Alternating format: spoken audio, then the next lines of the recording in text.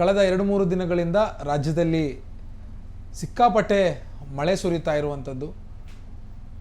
ಕೇವಲ ಮಳೆ ಮಾತ್ರ ಅಲ್ಲ, ಹೇಲ್ ಸ್ಟೋಮ್ ಅಂದರೆ ಆಲಿಕಲ್ಲು ಸಹಿತವಾಗಿ ಮಳೆ ಸುರಿತಾ ಇರುವಂಥದ್ದು. ಧಾರವಾಡ, ಹುಬ್ಬಳ್ಳಿ, ಚಾಮರಾಜನಗರ, ಶಿವಮೊಗ್ಗ, ಬೆಂಗಳೂರು ಎಲ್ಲ ಕಡೆಗಳಲ್ಲೂ ಕೂಡ ಆಲಿಕಲ್ಲು ಬೀಳ್ತಾ ಇದೆ. ಮಳೆಯ ಜೊತೆಗೆ ಮುಂಗಾರು ಶುರುವಾಯಿತೇನೋ ಅನ್ನುವಂಥ ರೀತಿಯಲ್ಲಿ ಭಾಸ ಆಗುವಂಥ ರೀತಿಯಲ್ಲಿ ಮಳೆ ಸುರಿತಾ ಇರುವಂಥದ್ದು. ಮುಂಗಾರು ಮಳೆ ಬಿದ್ದರೂ ಕೂಡ ಈ ರೀತಿಯಾಗಿರುವಂಥ ಒಂದು ಅನುಭವ ಇದುವರೆಗೂ ಕೂಡ ರಾಜ್ಯದಲ್ಲಿರುವಂಥ ಜನರಿಗೆ ಆಗಿರಲಿ. ಈ ಬಾರಿ ಕಾಶ್ಮೀರವೇ ಕರ್ನಾಟಕಕ್ಕೆ ಬಂದುಬಿಡ್ತು ಅನ್ನುವಂಥ ರೀತಿಯಲ್ಲಿರುವಂಥ ದೃಶ್ಯಗಳು ಈ ಮಳೆಗಾಲ ವರ್ಷದ ಮೊದಲ ವರ್ಷದಾರೆಗೇ ಕಾಣಿಸ್ತಾ ಇರುವಂಥದ್ದು.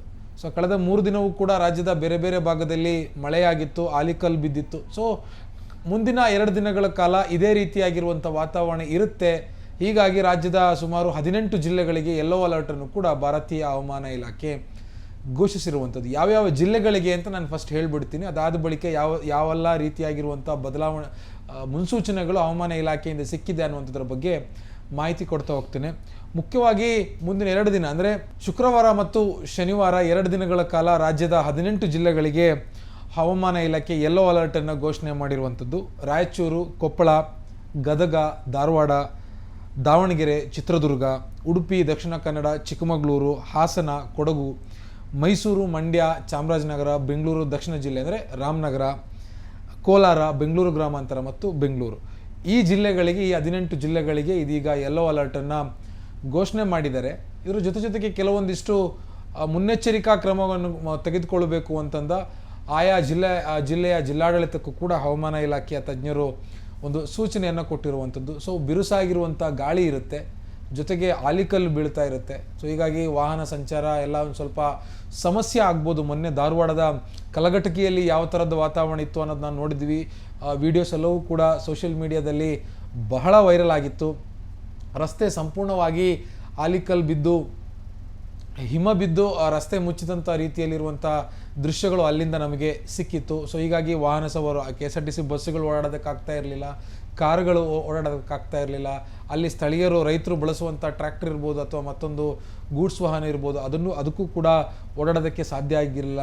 ಎಲ್ಲಿಯವರೆಗೆ ಅಂತಂದರೆ ಕನಿಷ್ಠ ಒಂದು ಬೈಕ್ನಲ್ಲಾದರೂ ಓಡೋಣ ಅಂತಂದರೆ ಆ ಬೈಕ್ನಲ್ಲೂ ಕೂಡ ಓಡಾಡೋದಕ್ಕೆ ಆಗದೇ ಇರುವಂಥ ಪರಿಸ್ಥಿತಿ ಧಾರವಾಡದ ಕಲಘಟಗಿ ತಾಲೂಕು ಭಾಗದಲ್ಲಿ ನಮಗೆ ಕಾಣೋದಕ್ಕೆ ಸಾಧ್ಯ ಆಯಿತು. ಸೊ ಇದೇ ರೀತಿಯಾಗಿರುವಂಥ ಆಲಿಕಲ್ಲು ಬೀಳಬಹುದು ಅನ್ನುವಂಥ ಒಂದು ಮುನ್ಸೂಚನೆಯನ್ನು ಭಾರತೀಯ ಹವಾಮಾನ ಇಲಾಖೆ ಕೊಟ್ಟಿರುವಂಥದ್ದು. ಮುಖ್ಯವಾಗಿ ಇದು ಇರುವಂಥದ್ದು ದಕ್ಷಿಣ ಒಳನಾಡು ಮತ್ತು ಉತ್ತರ ಒಳನಾಡು ಪ್ರದೇಶಗಳಿಗೆ ಸೀಮಿತವಾಗಿ ಮಾತ್ರ.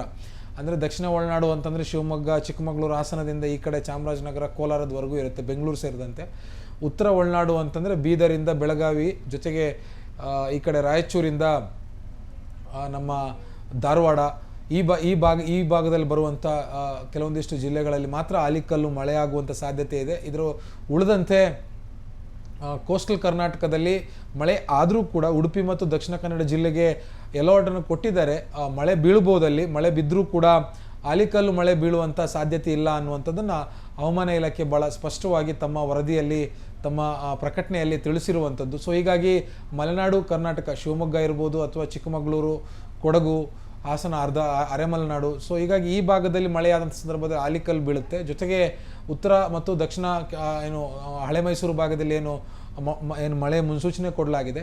ಸೊ ಈ ಜಿಲ್ಲೆಗಳಲ್ಲೂ ಕೂಡ ಮಳೆ ಆದರೆ ಆಲಿಕಲ್ಲು ಬೀಳುವಂಥ ಸಾಧ್ಯತೆ ಇದೆ ಅಂತ ಹವಾಮಾನ ಇಲಾಖೆ ತಜ್ಞರು ಹೇಳ್ತಾ ಇದ್ದಾರೆ. ಮತ್ತು ಮುಖ್ಯವಾಗಿ ಬೆಂಗಳೂರಿನಲ್ಲಿ ಇವತ್ತೊಂದು ಸ್ವಲ್ಪ ಮಳೆ ಕಡಿಮೆ ಇದೆ. ಗುರುವಾರ, ನಾಳೆ ಶುಕ್ರವಾರ, ನಾಡಿದ್ದು ಶನಿವಾರ, ನಿನ್ನೆ ಬುಧವಾರ ಮತ್ತು ಅದರ ಹಿಂದಿನ ದಿನ ಮಂಗಳವಾರ ಭಾಳ ದೊಡ್ಡ ಪ್ರಮಾಣದಲ್ಲಿ ನಗರದ ಬೇರೆ ಬೇರೆ ಭಾಗದಲ್ಲಿ ಮಳೆಯಾಗಿತ್ತು. ಸೊ ಅದೇ ರೀತಿಯಾಗಿರುವಂಥ ವಾತಾವರಣ ಮುಂದುವರಿಯುತ್ತೆ. ಸೆಕೆ ಒಂಚೂರು ಕಡಿಮೆ ಇದೆ.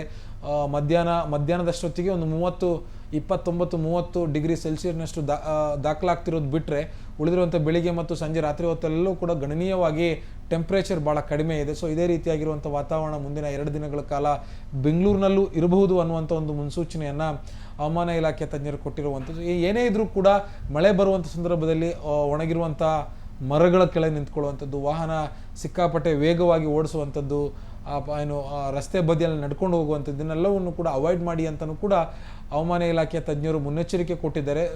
ಮತ್ತು ಆಯಾ ಜಿಲ್ಲಾಡಳಿತಕ್ಕೂ ಕೂಡ ಮಳೆಗೆ ಬೇಕಾಗಿರುವಂಥ ಒಂದಿಷ್ಟು ಮುನ್ನೆಚ್ಚರಿಕಾ ಕ್ರಮಗಳನ್ನು ಕೂಡ ತೆಗೆದುಕೊಳ್ಳೋದಕ್ಕೆ ಮುನ್ಸೂಚನೆಯನ್ನು ಕೊಟ್ಟಿರುವಂಥದ್ದು. ನಿರ್ಭೀತ, ನಿಷ್ಪಕ್ಷಪಾತ, ವಿಶ್ವಾಸಾರ್ಹ ಸುದ್ದಿಗಳಿಗೆ ಮತ್ತೊಂದು ಹೆಸರಾಗಿರುವ ನ್ಯೂಸ್18 ಕನ್ನಡ ಈಗ ಆಪ್ನಲ್ಲೂ ಲಭ್ಯವಿದೆ. ದಯವಿಟ್ಟು ಇಲ್ಲಿರುವ QR ಕೋಡ್ ಅನ್ನು ಸ್ಕ್ಯಾನ್ ಮಾಡಿಕೊಂಡು ಆಪ್ ಡೌನ್ಲೋಡ್ ಮಾಡೋದಕ್ಕೆ ಮರಿಬೇಡಿ.